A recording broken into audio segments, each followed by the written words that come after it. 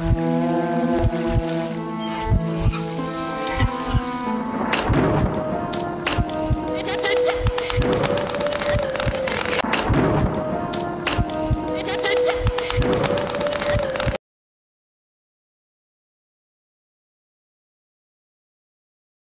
বন্ধুরা, আমি কৌশিক আর আপনারা দেখছেন ব্যাক চ্যাট উইথ কৌশিকের সাথে আরো একটি নতুন পডকাস্ট।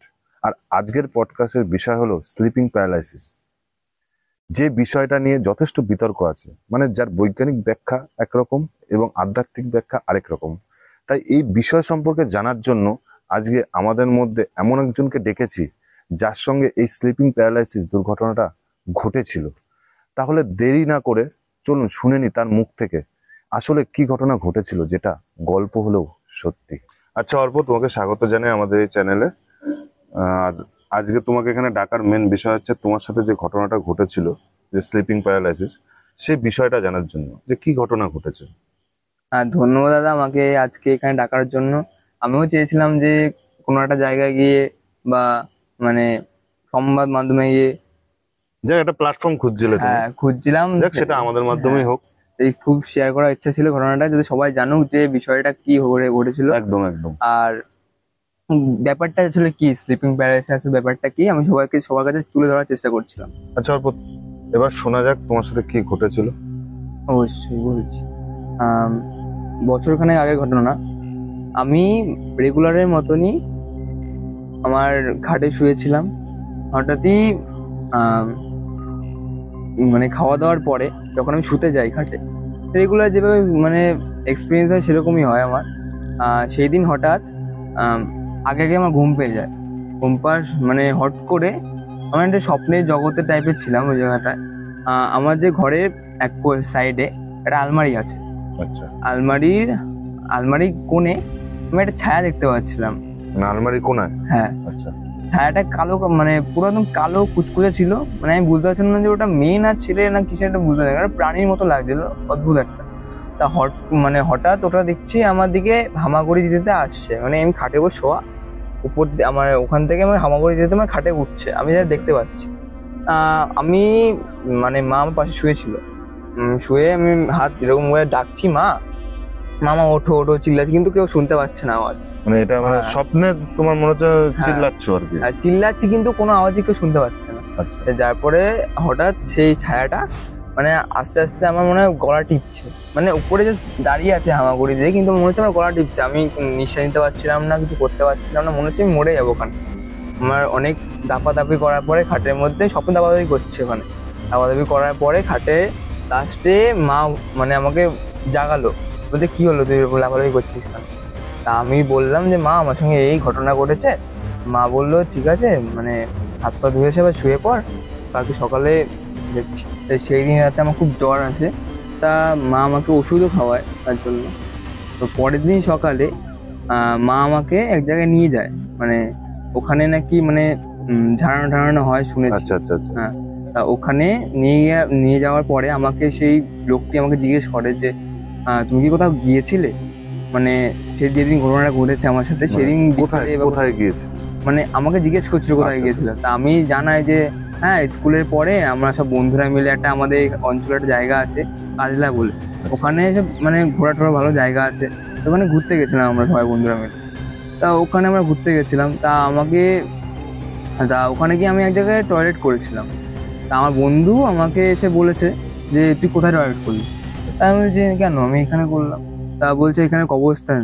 তা আমি বলছি তো কি হয়েছে কবরস্থান? তা আমি গায়ে লাগাইনি অত কথা, ইগনোর করে চলে এসেছি। আচ্ছা। তারপরে আসার পরে এসব করেন, তা উনি আমাকে জানান পরে যে তুমি যে ওখানে টয়লেট করেছো ওখানে কবরস্থান ছিল বলে ওখানে তোমাকে কোনো আত্মা বা কিছু প্রসেস করে নিয়েছে।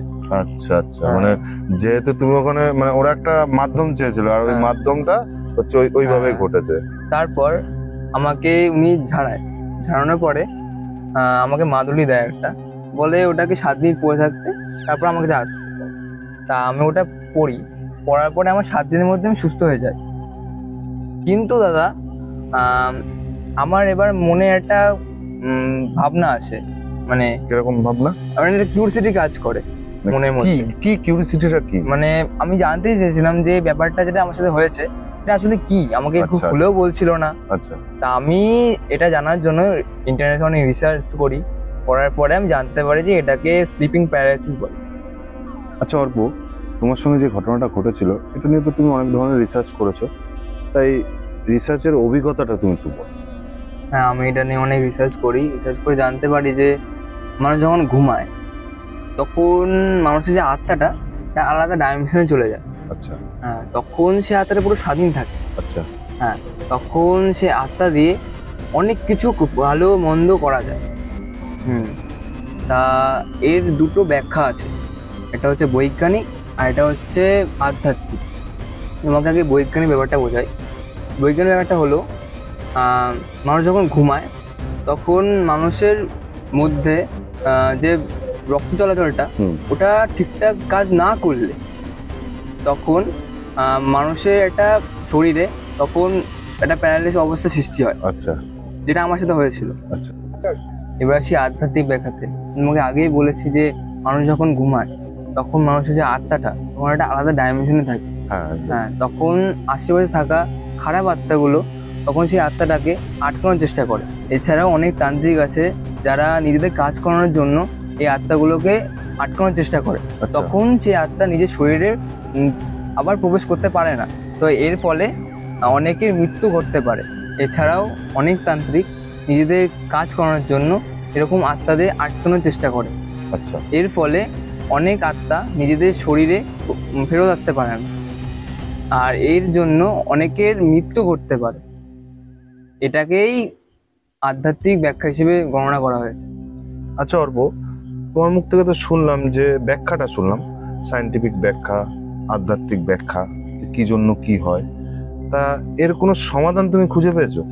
হ্যাঁ, সমাধান আছে। সমাধান কিরকম? দু রকম ভাবে আছে, মানে সায়েন্টিফিক ভাবে আছে, আচ্ছা। আধ্যাত্মিক ভাবে আছে। আচ্ছা সায়েন্টিফিক মতে তোমার যখন তুমি ঘুমাতে যাচ্ছ তখন যাতে তুমি ওভার থিঙ্কিং না করো বা মাইন্ডটাতে ফ্রেশ থাকে, মানে একদম রিল্যাক্স মাইন্ডে হ্যাঁ, শুতে relax হবে। mind-এ। আচ্ছা আচ্ছা আর আধ্যাত্মিক মতে হচ্ছে যখন তুমি ঘুমাতে যাচ্ছ, ঠিক আছে, তখন তুমি যে ভগবানকে ভালোবাসো, আচ্ছা ঠিক আছে, সেই ভগবানের নাম করে ঘুমানো উচিত, আচ্ছা বা ঘুমাতে পারলে তোমার ভালো হবে। আচ্ছা সেই এরকম কাজ করলে বা এরকম ভাবে চললে তোমার সাথে এরকম দুর্ঘটনা ঘটার চান্স থাকবে না, বা না হতেও পারে।